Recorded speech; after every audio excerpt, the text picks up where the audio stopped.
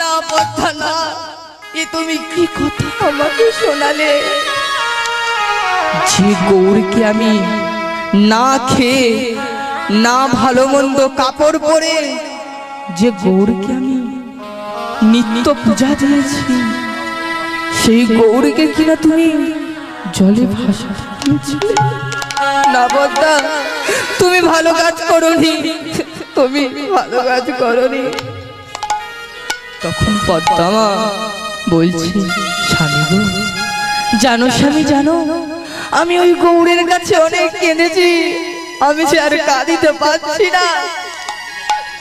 গৌর সুন্দর আমাকে বলেছে সে আমার ঘরে বাধা হয়ে থাকতে চায়, তাই তুমি যেখান থেকে পারো আগামী 3 দিনের মধ্যে একটি সন্তান আমাকে দিতে হবে। এ কি কথা বলছো পদ্মা? সন্তান সন্তান আমি কোথায় পাবো, তাও 3 দিনের মধ্যে? না স্বামী না, তুমি যদি না 3 দিনের মধ্যে আমাকে একটি সন্তান এনে দিতে পারো, ওই গৌরের কাছে আমি মাথা ঠুকে ঠুকে আমি প্রাণ ত্যাগ করব। মাগো, স্বামী কি কখনো তার স্ত্রীকে এমন ভাবে মরতে দিতে পারে? তাই স্বামী স্ত্রীকে বলছি, এই পদ্মা পদ্মা, তুমি চিন্তা করো না পদ্মা, আমি তোমাকে স্পর্শ করে কথা দিলাম, এই ভিটে এই ঘরে দাঁড়িয়ে আমি কথা দিলাম, আগামী 3 দিনের মধ্যে আমি তোমার জন্য একটি সন্তান এনে দেব দেব দেব। এই বলে স্বামী আমার বাহিরে বার হলেন। বাহিরে এসে ভাবছি যে আমি এখন কার কাছে যাব। মাগো, এমন ভাবে বাসুদত্ত পথ থেকে হেঁটে যাচ্ছে, আর পাড়া প্রতিবেশীদের দরজায় দরজায় গিয়ে বলছে, মা মাগো, আমার একটি সন্তান দেবে মা, না হলে যে আমার পদ্মাকে আমি বাঁচাতে পারবো না, তাও না তাও না। মাগো, একটি মায়ের যদি 10টা ছেলেও থাকে, কোনো মা কি তার সন্তানকে কারোর হাতে তুলে দেবে? মা দেবে না। তাই যে দ্বারে যায় বাসুদত্ত দূর দূর করে তাড়িয়ে দেয়। জীবন যুদ্ধে হেরে গেছি আমি, ভাগ্যেরই পরিহাসে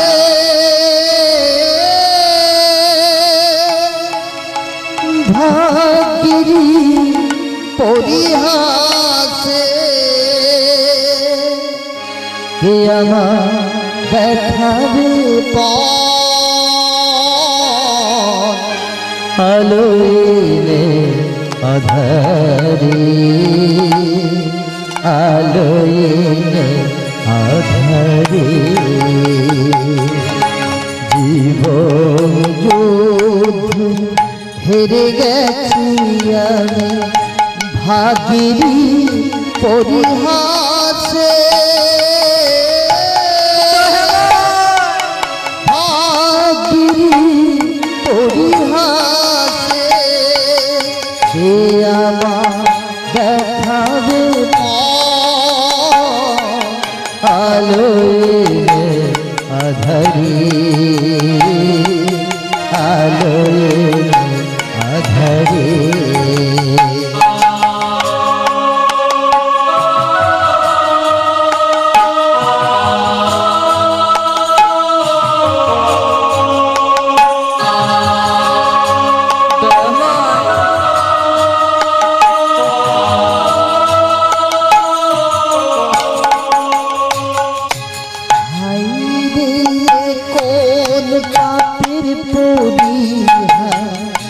অকালে সাজালে ভিখারি রবে, হাই রে কো পাপের পরিহা, অকালে সাজালে ভিখারি রবে, ভগবানেরই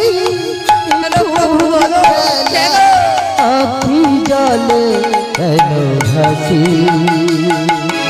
আখি জলে কেন হাসি জীবন ঘুরে গেছি আমি জীবন ঘুরে গেছি আমি ভাগেরি পরিহাসে ভাগেরি পরিহাসে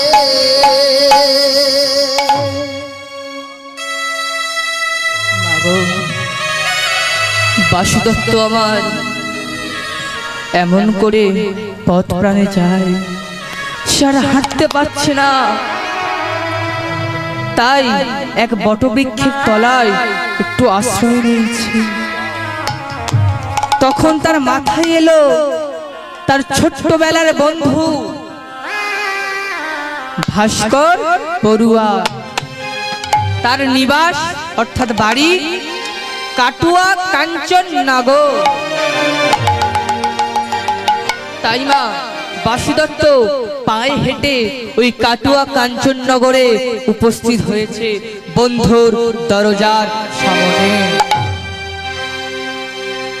বন্ধুর দরজার সামনে এসে ডাক দিচ্ছে, বন্ধু বন্ধু বন্ধু জানি না তুমি কেমন আছো দিনগুলি কিভাবে কাটা শুধু একবার এসে বলে যা বন্ধু বন্ধু বন্ধু বন্ধু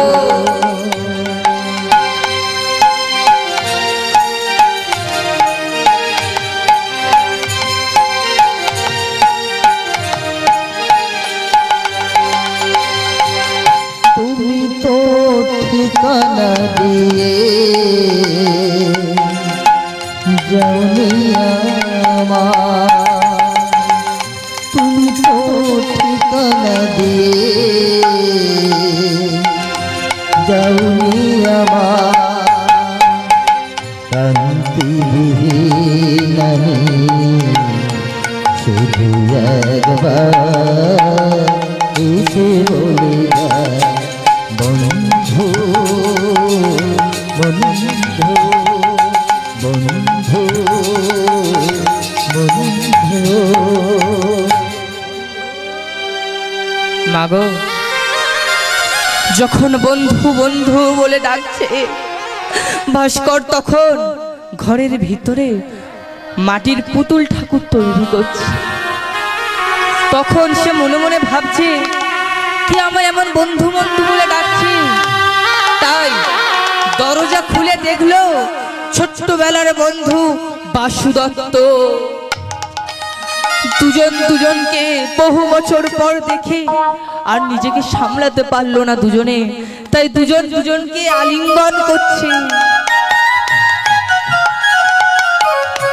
আজকে সবার ঘুমের ছুটি, চোখের পাতা খুলে রাখো, কৃষ্ণ নামে কাটবে প্রহর, সবাই সারা জাগো, সবাই সারা জাগো।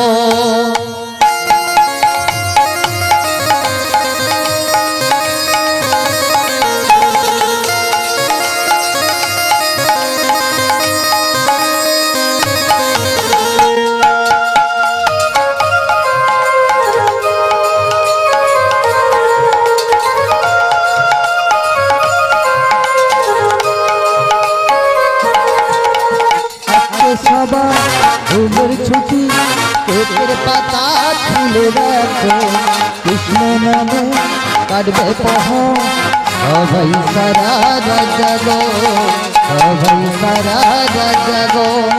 আজকে সবার ঘুমের ছুটি, চোখের পাতা খুলে রাখো, কৃষ্ণ নামে কাটবে প্রহর, সবাই সারা জাগো, সবাই সারা জাগো।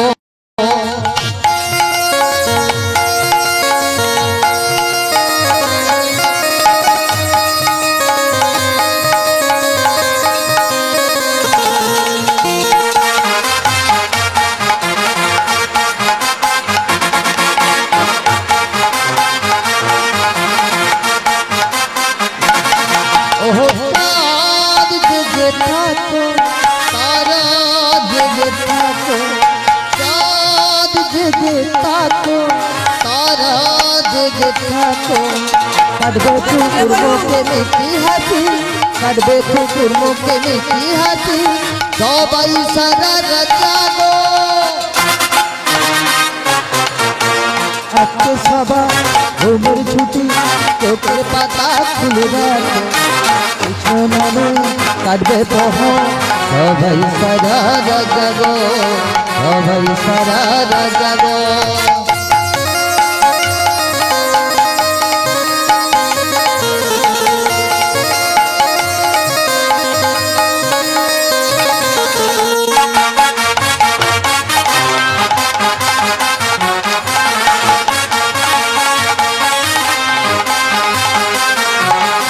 ও ঝর্ণা ঝরে পড়ো, নদী বয়ে চলো, ও ঝর্ণা ঝরে পড়ো, নদী বয়ে চলো, কাটবে কুকুর মুখে মিষ্টি হাসি, কাটবে কুকুর মুখে মিষ্টি হাসি, সবাই সারা জাগো।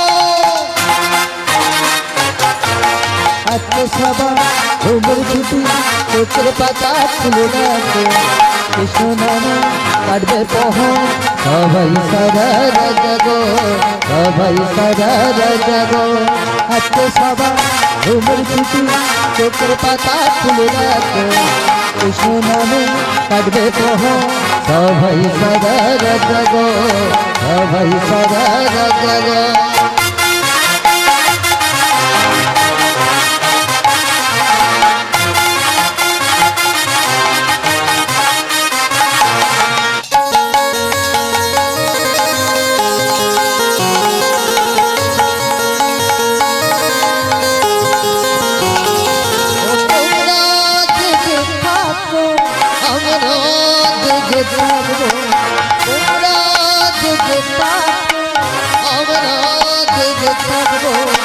কাটবে কুকুর মুখে মিষ্টি হাসি, কাটবে কুকুর মুখে মিষ্টি হাসি, সবাই সারা জাগো। আজকে সবার ঘুমের ছুটি, চোখের পাতা খুলে রাখো, কৃষ্ণ নামে কাটবে প্রহর, সবাই সারা জাগো, সবাই সারা জাগো, সবাই সারা জাগো, সবাই সারা জাগো।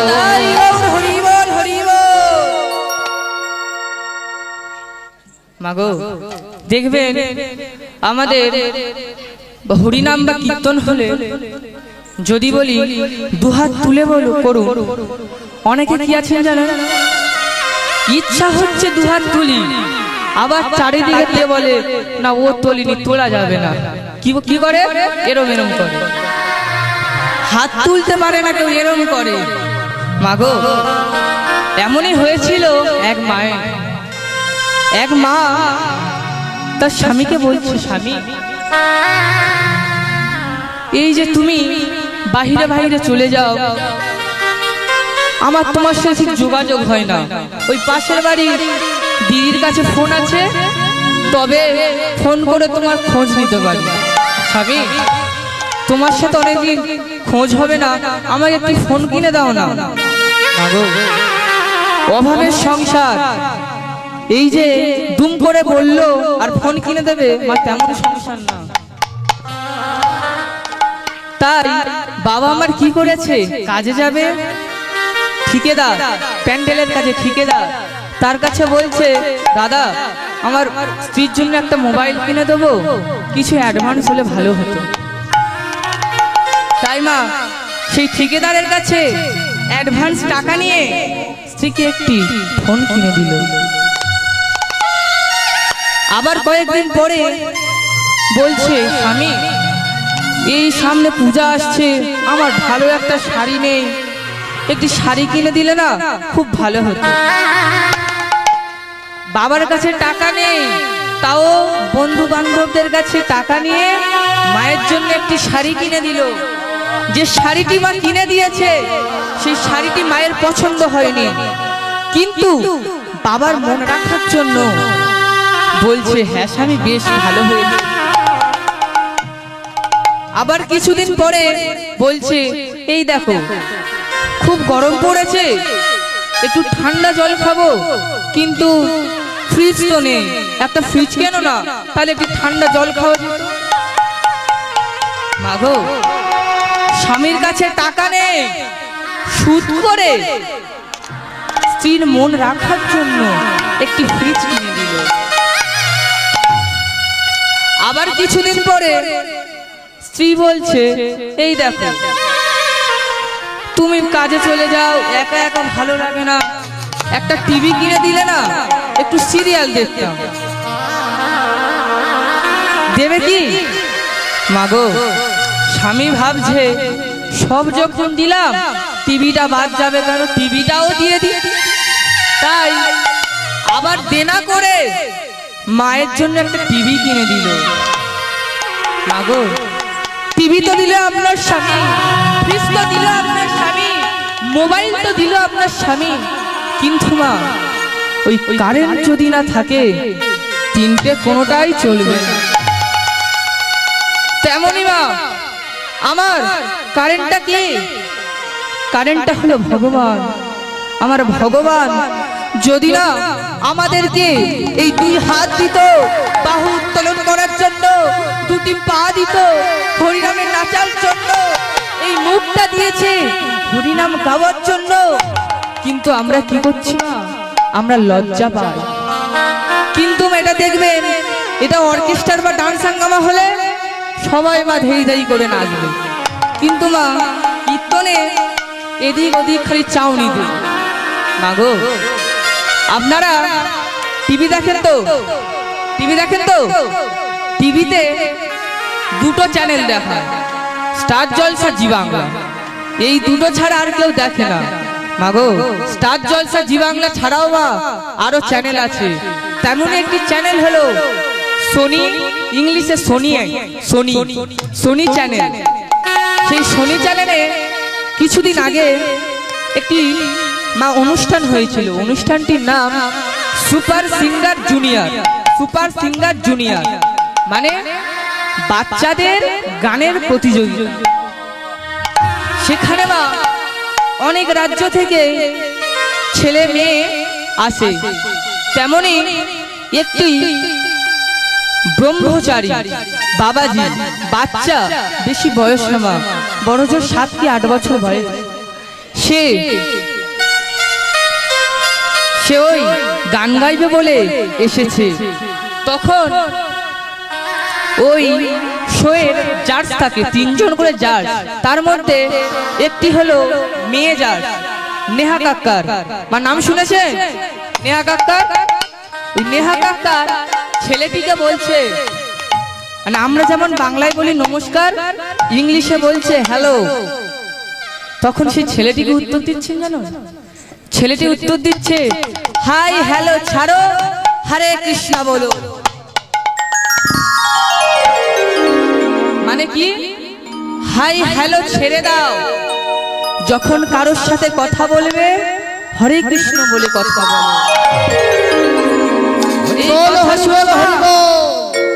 এই কথা শুনে সমস্ত জাজ এবং আশেপাশে যারা অডিশন দিতে এসেছিল সবাই মা অবাক, যে 8 বছরের ছেলেটার মুখে একই কথা।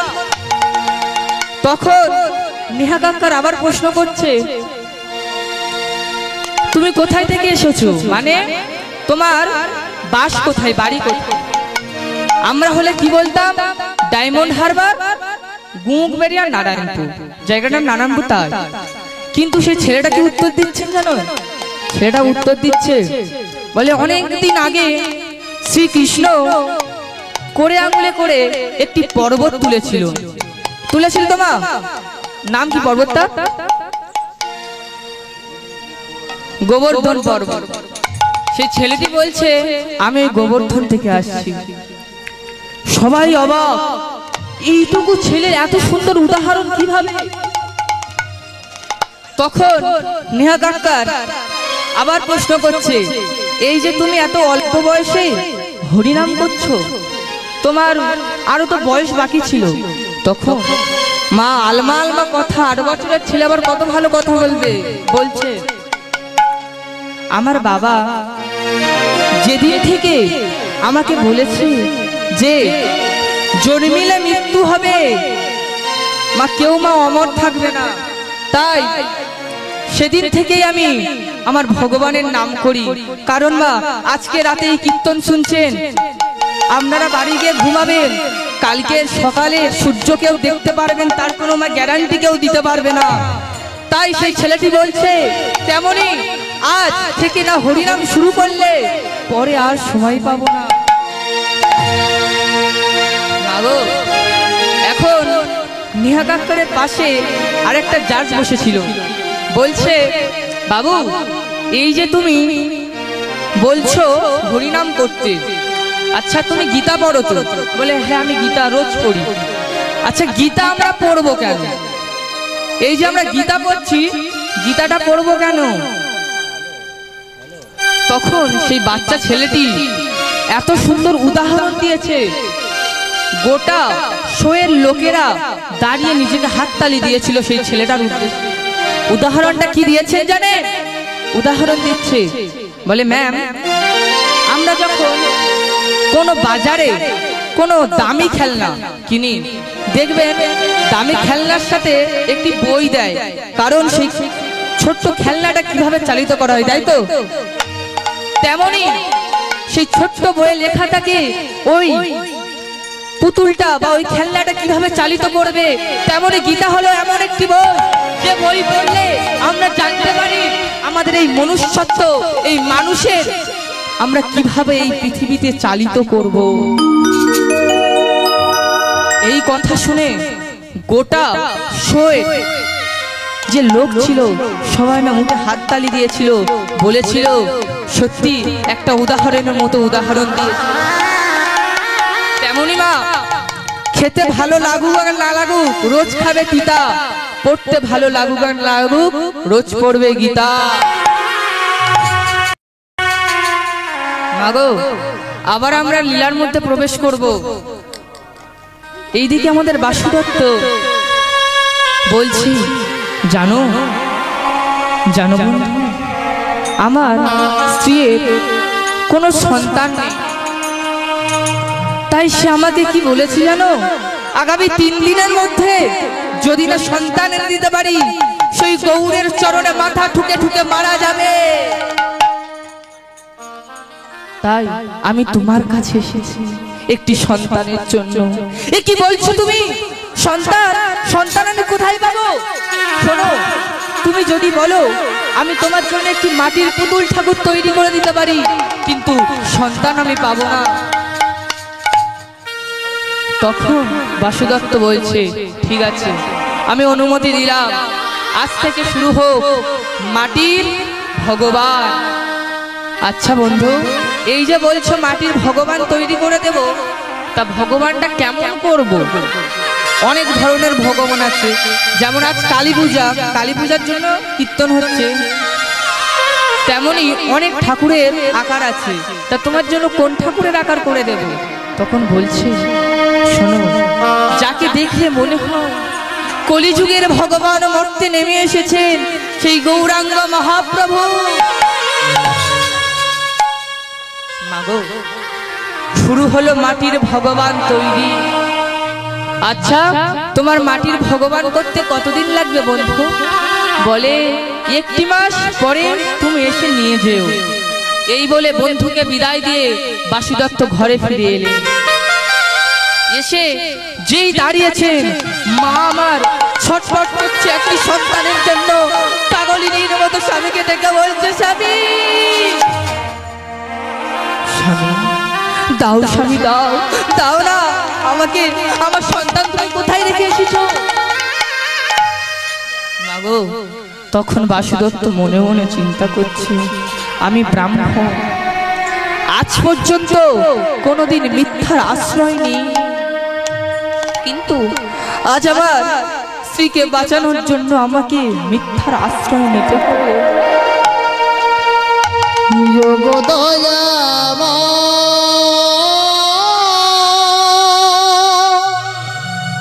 আমি কি তোমার নই, তবে কেন তো দেখা দাও, তবে কেন এত দেখা দাও? কোন জন্মে কি বা ভুলে, কোন জন্মে কি বা ভুলে এমন ভাবে আমার কাঁদা,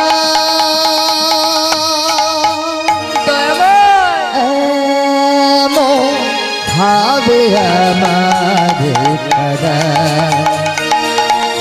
ও গো দয়াময়, আমি কি তোমার নই?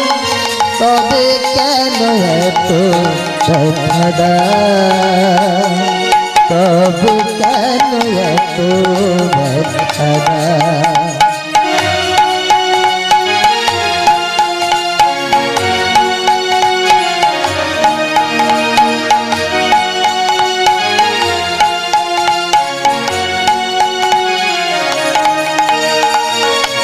আমার এমন কপাল, ব্যথাতে কাঁদে চিরকাল।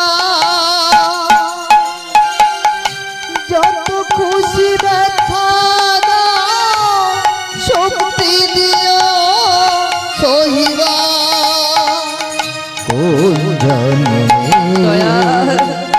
কি বা ভুলে, কোন জন্মে কি বা ভুলে